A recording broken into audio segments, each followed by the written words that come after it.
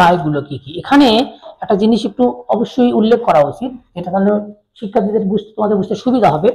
যে কোনো কিছুর গায়ে প্রদায় লেখা দেখলেই তাকে বলতে হবে এটা চলতি দায়। যখনই কোনো কিছু প্রদায় লেখা থাকবে তখনই সেটাকে বলা হবে এটা হলো চলতি দায়। প্রদায় মানে কি, আমাকে প্রদান করতে হবে, ভবিষ্যতে যা প্রদান করব তার নামই প্রদায়। তাহলে আমাকে যে ভবিষ্যতে প্রদান করতে হবে, আমি সুবিধা নিয়েছি এখন কিন্তু এখনো কিছু প্রদান করিনি, ভবিষ্যতে করবো, সেটা হলো প্রদায়। অর্থাৎ এই প্রদায় মানেই হলো চলতি দায়।